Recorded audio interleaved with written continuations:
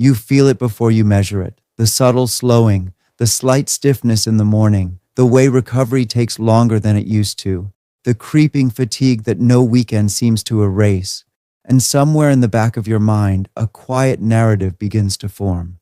This is just aging. But what if that narrative is wrong? What if the fatigue is not destiny, but feedback? What if the stiffness is not a countdown, but a signal? Inside you right now, trillions of cells are making decisions. Not once a year, not once a month, every second. Genes are being turned on and off. Proteins are being repaired or neglected. Mitochondria are multiplying or deteriorating. Inflammation is being suppressed or amplified. And those decisions are not random. They are responses. Responses to how you move, how you eat, how you sleep, how you think. You are not a victim of your biology. You are in constant conversation with it. And the language of that conversation is habit. Aging, at its core, is a breakdown in communication. Cells lose the clarity of their identity. DNA accumulates damage. Epigenetic markers drift. Inflammation rises quietly, like background noise that slowly drowns out the music of health. But research in longevity science has revealed something extraordinary. The system is reversible, not immortality, not fantasy, but measurable reversal of biological age markers, epigenetic clocks, molecular tools that estimate biological age based on DNA methylation can shift. Mitochondrial efficiency can improve. Inflammatory markers can decline. Telomere attrition can slow. The body is not a fixed machine. It is adaptive software. And daily habits are the code. The first habit is restraint. In a world of abundance, restraint is power.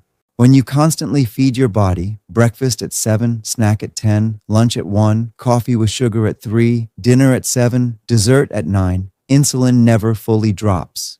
mTOR, the growth pathway, remains elevated. Cells prioritize expansion over repair. Growth is useful in youth, but repair sustains longevity. When you introduce periods of fasting, even 14 to 16 hours overnight, something shifts. Glycogen stores deplete, fat oxidation increases, insulin falls. AMPK activates, a metabolic master switch that signals low energy. And with AMPK activation comes a cascade. Autophagy turns on. Damaged proteins are recycled. Dysfunctional mitochondria are cleared. Sirtuins, those guardians of genomic stability, are activated by rising NAD+ levels. The cell enters a state of maintenance. You are not starving. You are signaling. You are telling your biology, optimize, repair, adapt. This is not about suffering. It is about rhythm, feast, then fast, stress, then recover. Without contrast, there is no adaptation. Without adaptation, there is decline. The second habit is effort. Comfort weakens. Effort rebuilds. When you perform resistance training, mechanical tension travels through muscle fibers, activating mTOR in a targeted way, not systemically chaotic, but localized and purposeful. Muscle protein synthesis increases. Satellite cells contribute to repair. Bone density improves through mechanotransduction. Muscle is not vanity tissue. It is endocrine tissue. Contracting muscles release myokines, chemical messengers that reduce inflammation, improve insulin sensitivity, and even enhance brain-derived neurotrophic factor, BDNF. BDNF is fertilizer for neurons. It supports learning, memory, cognitive resilience. Exercise is not just sculpting muscle, it is sculpting the brain. High-intensity interval training pushes mitochondria to their limits. Oxygen demand spikes. Reactive oxygen species increase transiently. And paradoxically, this temporary oxidative stress strengthens antioxidant defenses. Hormesis again. Short-term discomfort, long-term resilience. Mitochondrial biogenesis increases. More energy factories.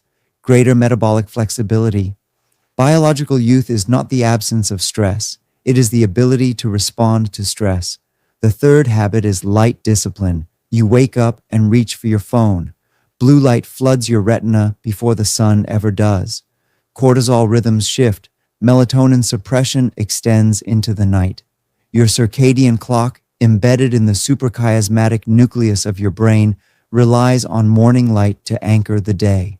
When you step outside within an hour of waking, sunlight hits intrinsically photosensitive retinal ganglion cells. Signals travel to your brain's master clock. This is morning. Hormonal cascades align, metabolism syncs, alertness stabilizes. At night, darkness must return. Melatonin is not just a sleep hormone. It is a potent antioxidant. It supports mitochondrial function. It enhances immune surveillance. Artificial light at 11 p.m. tells your brain it is noon, and repair is postponed. Sleep is when growth hormone pulses, when glymphatic clearance removes neurotoxic waste, when memories consolidate and emotional circuits recalibrate. Chronic sleep restriction increases insulin resistance in days. It elevates inflammatory cytokines. It accelerates biological aging markers. 8 hours is not laziness, it is cellular maintenance. And then there is temperature. Modern life exists in climate-controlled neutrality, 72 degrees year-round. But your mitochondria evolved to adapt. Cold exposure activates brown adipose tissue. Uncoupling proteins increase heat generation by burning fat. Norepinephrine surges, enhancing focus. Cold showers, cold air, brief immersion. Not extreme, just enough to activate. Heat works differently. Sauna exposure increases heart rate, mimicking moderate cardiovascular exercise. Heat shock proteins activate, stabilizing misfolded proteins and improving cellular repair. Regular sauna use has been associated with lower cardiovascular mortality. Heat, cold, contrast, signal, adaptation. Then there is stillness.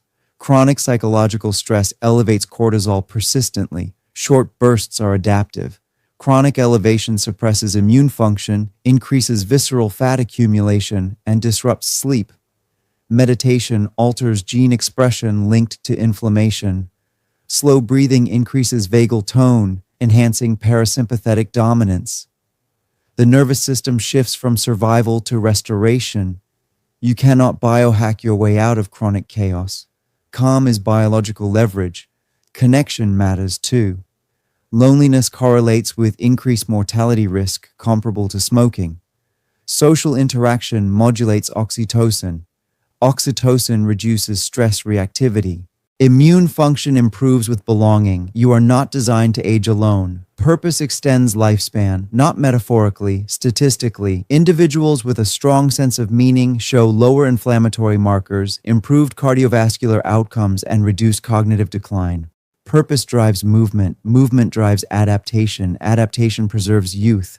This is not about perfection. It is about consistency. Small daily signals accumulate. Every fast shifts metabolism. Every workout stimulates mitochondria. Every sunrise anchors your clock. Every night of deep sleep repairs DNA. Every cold shower strengthens vascular tone. Every sauna session induces protective proteins. Every moment of calm lowers inflammatory noise. You do not reverse biological age in a day. You reprogram it in thousands of micro decisions. The beauty is that your body wants to survive. It wants to thrive. The machinery is already installed. You are not adding something foreign. You are reactivating something ancient. The tragedy of modern aging is not inevitability. It is disconnection from the signals that kept us strong for millennia. We have eliminated hunger, so metabolism stagnates. We have eliminated physical struggle, so muscles atrophy. We have eliminated darkness, so sleep fragments. We have eliminated thermal stress, so mitochondria dull. We have eliminated stillness, so cortisol roars. Reprogramming your cells does not require exotic supplements.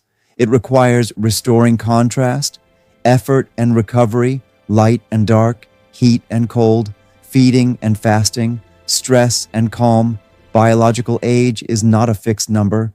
It is a dynamic expression of how well your cells remember who they are. And memory can be restored. Every day you delay gratification. Every day you train intensely. Every day you prioritize sleep. Every day you step into the cold. Every day you sit in silence. Every day you choose whole food over processed convenience. You are rewriting epigenetic marks. You are elevating NAD+. You are activating sirtuins. You are preserving mitochondrial integrity. You are suppressing chronic inflammation. You are extending health span. The mirror may not show it immediately, but your blood markers will, your recovery will, your energy will, your cognition will. The choice is stark. Drift passively with the culture of comfort, or actively engage in the rituals of resilience. One path accelerates decline, the other slows the clock. You do not need permission. You do not need a perfect plan. You need commitment. Because inside you is a biological system that is astonishingly responsive. It is listening right now, waiting for direction. And when you choose daily habits aligned with evolution, aligned with stress, rhythm, effort, recovery, purpose, your cells respond with strength. Aging is not eliminated, but it is negotiated, shaped, slowed, and in some ways partially reversed. Not by chance, by design, your design. So tomorrow morning, step into the light, delay the first meal, move until you breathe hard, embrace the cold, seek heat, sleep in darkness, protect your calm, nurture your purpose, and remember this: you are not aging helplessly. You are either accelerating the process or you are mastering it. And mastery begins with what you do today.